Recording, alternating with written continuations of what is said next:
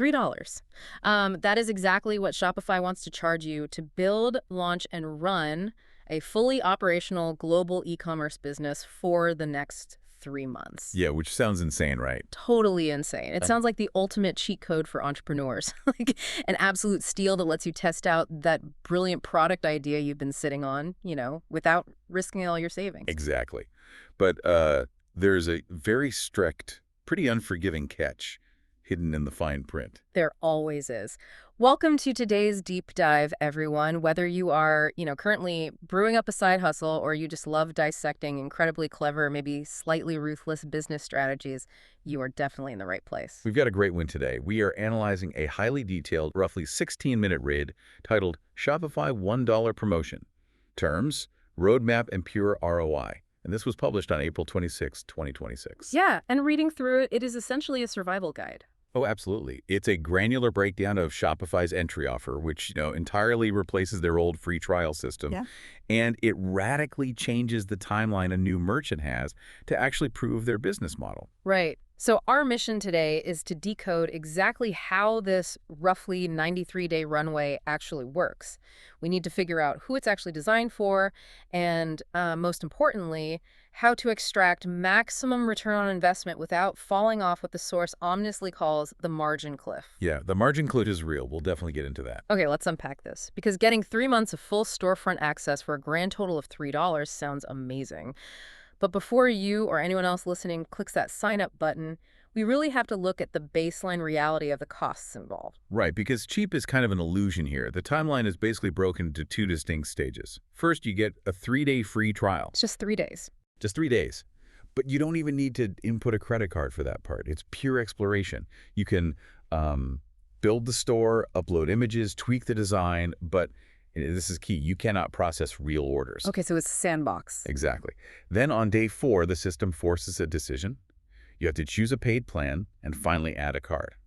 Once you do that, your next 3 monthly invoices are billed at just $1 each.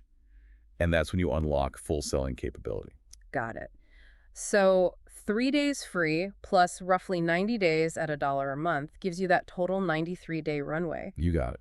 Which is a massive shift, honestly, because didn't Shopify officially retire their old 14-day free trial back in early 2023? Yeah, they did. 14 days always seemed like a completely standard software trial. Why suddenly give someone 3 full months? Because building a physical business isn't just about learning how to click around an admin dashboard, right?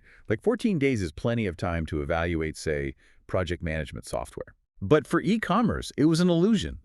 14 days was barely enough time for a merchant to pick a theme, upload a logo, and just immediately get overwhelmed. Yeah, I can imagine. It was rarely enough time to actually source a physical product, produce the marketing assets, run ads, and, actually capture a first sale. Yeah. So by stretching this out to 3 months, the platform is giving merchants basically 6 times more runway to reach actual revenue. Okay, hold on. I need to jump in on those costs, though, because we really need to talk about that illusion of cheap you mentioned. Oh, yeah. Let's do it. The source material explicitly warns that this $3 total subscription only covers the subscription line item. Literally everything else operates at full market rate. Yep. No discounts on the actual business of doing business. Exactly. Let's look at the actual 90-day budgets outlined in the read. Yeah. If you do what they call a lean launch, you're spending about $17. Which is very lean. Very lean. But a standard launch, that's $877, and an aggressive launch is $4,600.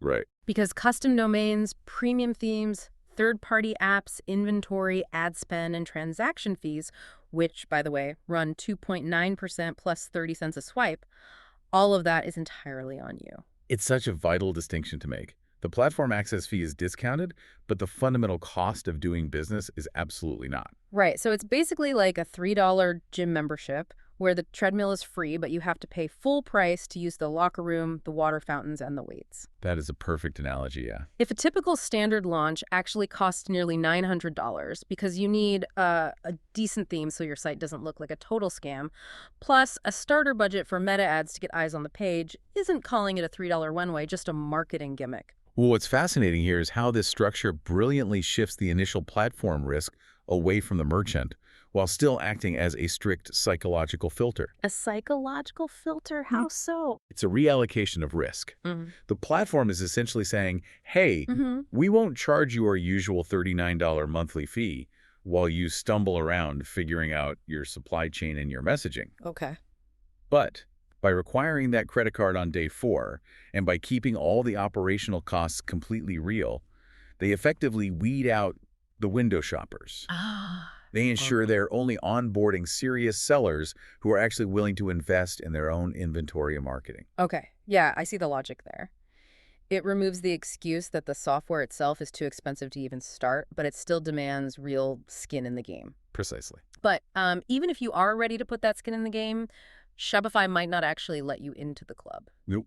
They are very picky. Yeah, the eligibility rules for this promotion are surprisingly strict, and the guide notes they are enforced incredibly quietly. They are completely invisible hurdles.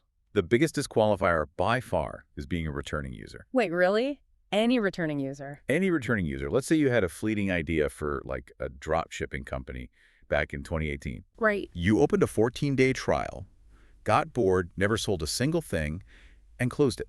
If you try to use that exact same email address today, the system remembers. Wow. Yeah, it silently skips the $1 promotion entirely and just surfaces the standard $39 a month pricing on the final checkout page. No warning at all. There was no warning, Yeah. no pop-up saying, oops, you don't qualify. You just see the full price. That is ruthless. It's designed for strict acquisition efficiency. The whole goal is to acquire net new merchants. So if you want this runway, you have to use a fresh email address, open an incognito window to bypass any cached data, and verify that the specific $1 banner is actually loading for your region. Because it's not global. Right, it's not a globally guaranteed offer. Yeah. And it only applies to core plans. If you try to sign up for their stripped-down starter plan or like an Enterprise Plus tier, the promo just vanishes. Okay, let's explore an alternative that was brought up in the analysis, which they call a partner dev store. Yeah, that's an important one. Because I keep thinking of the $1 promo like a sand timer.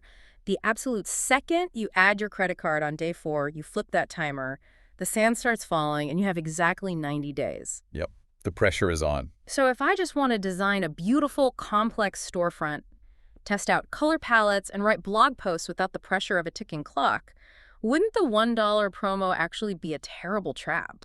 That is an excellent point, and the data in the source backs up that concern perfectly. And it really comes down to a concept they call validation power. Validation power. Explain that. If your goal is pure exploration-like, if you want to spend 6 months meticulously tweaking CSS code and designing a highly custom layout, the Partner Dev Store is the correct path. Yeah. It is free forever with absolutely no ticking clock. But a dev store blocks the checkout. You cannot take a real paid order from a real customer until you transfer it to a paid plan. Precisely. The Dev Store protects you from the clock, but it also protects you from the market. The $1 promo, on the other hand, forces shipping. It forces you to go to market and face actual consumers. So it forces you to confront a really uncomfortable question. What is your actual goal here? Right. Are you validating a business idea, or are you just procrastinating by playing with website design? Exactly. If you want to validate whether strangers will actually give you real money for your product, you need the pressure of those 90 days. Are you validating or procrastinating? That is such a sharp distinction. So let's assume you are ready to validate. You have a niche, you flip the sand timer, and the clock is ticking. The roadmap details a highly structured, very aggressive 90-day go-to-market sprint. And the sequencing of this sprint is where businesses basically either find their footing or fail completely. Let's break down the actual mechanics of it. Let's do it. So week 1 is your 3-day free trial. The directive here is super clear. Do not spend these 3 days passively looking around the interface. Right. No window shopping. None. You need to accomplish foundational tasks immediately. Add 3 to 10 products. And these cannot be placeholders. They need real photos, benefit-led copywriting, and final retail pricing. Okay. Then you select a reliable, free theme. The source specifically recommends the Horizon theme for its load speed, and you absolutely must define your shipping zones. I want to highlight the shipping zones part because the research notes that leaving a TBD or calculated shipping rate at checkout is the #1 cause of cart abandonment. Oh, absolutely. Like, people are terrified of surprise fees at the final step. They despise it. It kills trust instantly. So that is week 1. The foundation is poured. The rates are transparent. Check. Moving into weeks 2 and 3, you lock in the $1 plan. You enable the payment gateway so you can legally process credit cards. And then you do something that feels incredibly counterintuitive. Okay. You immediately spend $50 to $150 on a single paid advertising channel like Meta or Google. Okay, wait, here's where it gets really interesting to me. Because, frankly, this part feels totally backward. The analysis argues that spending $50 on ads for a draft store teaches you more than leaving a $1 store idle. But why on earth are we rushing to spend ad money before the store is fully polished? I know, it sounds crazy. Right. Shouldn't I wait until I have all my third-party apps installed, my About Us page is beautifully written, and the design is totally flawless? Waiting for perfection is actually the most common trap for a new merchant. You really have to reframe what that $50 is actually doing. You're not buying sales at this stage. You are buying data. Buying data. Explain how that works in practice. So you aren't expecting a massive profit margin on week 2. You are just trying to see if an image of your product can even get someone to stop scrolling on Instagram. Right. If you spend $50 on ads and you get 0 clicks, you just saved yourself 3 weeks of painstakingly building out a store for a product nobody wants. Oh, wow. That's a great point. Yeah, spending early allows you to test your cost per click. It tells you if the market actually cares at all. That makes perfect sense. And the roadmap insists on sticking to a single ad channel for this test, right? Sure. Because if you try to run Facebook, Google, and TikTok ads all at once with, like, a tiny budget, you spread the money so thin that the algorithms never learn who your target customer actually is. Exactly. You get bad data. Yeah. Which brings us to the most crucial and honestly the most mismanaged part of the timeline.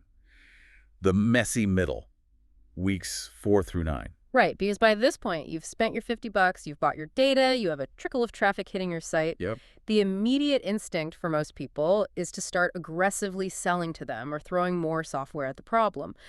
But the goal for this entire middle phase is shockingly modest. It says you should aim to secure just 1 organic order and 1 paid order. Just one of each. Keep it simple. And to help get there, the only addition recommended is a simple 10% welcome pop-up to capture emails. And this is exactly where the roadmap raises a massive red flag about something called app bloat. Ugh, app bloat is lethal. Lethal! Well, when sales aren't immediately flooding in, the psychological temptation for a new merchant is to just go into the App Store and install a dozen tools. Like what?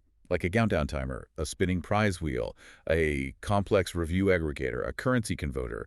They essentially use software to try and fix a product-market fit problem. Ah, I see. And what happens mechanically to the store when you do that? Every single app injects custom code into your theme. Suddenly, your site takes like 8 seconds to load on a mobile phone, and your potential customers just hit the back button and leave. Because nobody waits 8 seconds anymore. Nobody. So the rule applied here is super strict. Do not install conversion-boosting apps until you have at least 20 unique sessions per product page. 20 sessions. Yes. You need a baseline of actual human traffic before you can mathematically measure if an app is helping your conversion rate or hurting it. That is such a disciplined approach. You basically have to earn the right to complicate your store. So what exactly should a merchant be doing during weeks 7 to 9? If they aren't installing apps and they aren't redesigning the homepage, what does iteration actually look like? Iteration is about relentlessly reading the data you bought in weeks 2 and 3. Okay. Let's say you were looking at your Meta ad dashboard. If your cost per click is extremely high, say $3 a click, that tells you your ad creative is bad. The image or the video isn't compelling. So you need to iterate the ad, not the store. Okay, but what if the ad is working? What if the cost per click is low, say 30 cents, people are flooding to the site, but I still have 0 sales? That is where you look at your bounce rate and your session time. People click the ad, land on your product page, and leave within 4 seconds. Your landing page is the problem. So there's a disconnect. Massive disconnect. Maybe the page loads too slowly, like we talked about with app bloat, or the product price is completely out of alignment with what the ad promised. Right. During weeks 7 to 9, you are tweaking headlines, rewriting product descriptions to focus on benefits rather than features, and maybe adjusting the price. You are making small, methodical changes, based on how real humans are interacting with the site. Okay, so you've sprinted, you bought the data, you analyzed the clicks, you avoided the app bloat trap, and maybe you secured those first few validating sales. Hopefully. You've proven the concept. But this entire 90-day exercise leads directly to a massive, unavoidable hurdle, day 94. Day 94, the margin cliff. Yeah, explain the margin cliff. Day 94 is when the training wheels come entirely off. Yeah. The economics of the business just flip overnight. It's essentially like an adjustable rate mortgage. You get lured in by this incredibly low introductory rate of $1 a month and you get comfortable. But on day 94, that rate resets to the market standard. Exactly. And if your store's revenue hasn't scaled to meet it, you default. Because on day 94, that basic plan jumps from $1 to $39 a month. And the ROI math provided in the source to understand this jump is honestly sobering. To truly grasp the margin cliff, we have to look at the break-even point. Let's run the numbers. Let's say you are selling a product and your profit margin is 35% after paying your supplier. Just to cover that new $39 a month platform fee, plus the basic credit card processing fees, you need to generate roughly $124 a month in gross merchandise value, or GMV. Let's clarify GMV quickly for everyone. That just means the total dollar amount of goods sold through the store, regardless of profit, right? Correct. It's your top-line revenue. Okay. So you need $124 in total sales just to break even on the platform software alone. And that $124 doesn't even include paying for your custom domain renewal, your email marketing apps, or the actual budget you need to keep running those meta ads. Exactly. Keeping the store open past day 94 requires real, consistent, predictable revenue, which is why the roadmap is absolutely insistent on utilizing the day 78 decision tree. Wait, okay. The guide calls for a definitive decision on day 78. That makes absolutely no sense to me on the surface. Why not? If I have a 93-day runway, why would I willingly give up 2 full weeks of my trial to make a decision? Why not ride it out until day 93 and gather as much data as possible? Because of human psychology and the sheer reality of business operations. A 2-week buffer is a mandatory circuit breaker. It prevents emotional, panic-driven decisions at 11:59 p.m. on day 93. Ah, like Cinderella at midnight. Except instead of your carriage turning into a pumpkin, it turns into a $39 monthly invoice. Exactly. By forcing the decision on day 78, you give yourself the mental space to objectively evaluate a full month of paid traffic data from weeks 4 through 8. It also gives you the operational time to actually execute whichever path you choose without making a rushed, costly mistake. Okay, that makes a lot of sense. And there are 3 distinct paths you can take on day 78. Path 1 is keep. Right. This is the success scenario. If your LTV to CAC ratio is positive, meaning the total money a customer spends with you over time, their lifetime value, is higher than the customer acquisition cost or what you paid Google to get them to click you stay. But the recommendation here is to switch to annual billing because it saves you 25%, dropping the ongoing basic plan down to $29 a month. But there is a really crucial warning attached to that. Do not pre-commit to annual billing on day 1 just to save $10. Like, don't trap yourself. Exactly. If you do, you forfeit all your flexibility. Yeah. You wait until day 78, when you have the data, to make that financial commitment. Perfect. Then path 2 is pause. And I found this option fascinating. It's a pause and build plan for $9 a month. It is a highly underutilized safety net. How does it work? Let's say you validated the product, the ads worked, people definitely want to buy it, but you suddenly ran into a massive supply chain delay in manufacturing. Or maybe you are selling a highly seasonal product like heavy winter coats, and your 90 days happen to end in mid-May. You do not want to pay $39 a month all summer while nobody's buying coats, but you also don't want to lose all the SEO juice, the custom design, and the customer data you just spent 90 days building. So it's essentially putting the store in cryosleep. For $9 a month, the checkout is deactivated so customers can't buy anything, but the entire infrastructure is perfectly preserved until you are ready to wake it back up. Precisely. It protects your hard work without draining your margins. Very smart. And then there's path 3, close. If you have no traffic, no repeat customers, the ads are failing, and the math just isn't working, you have to kill your darlings. It's hard, but necessary. You cancel the plan. You export your customer emails and product data into CSV files, and you walk away before day 94 hits. The guide makes it crystal clear. The single most expensive mistake a new merchant can make is just letting the store drift lazily into auto-renewal because they couldn't bring themselves to make a hard decision. Yeah, let's just leave it open and see what happens is not a business strategy. It is a guaranteed way to get an unwanted charge on your credit card. The entire architecture of the 93 days is designed to force an answer. Yes, no, or pause. So what does this all mean? If we step back from the spreadsheets, the ad budgets, and the margin cliffs, Yeah. what is the core lesson you should take away from this? What's the bottom line?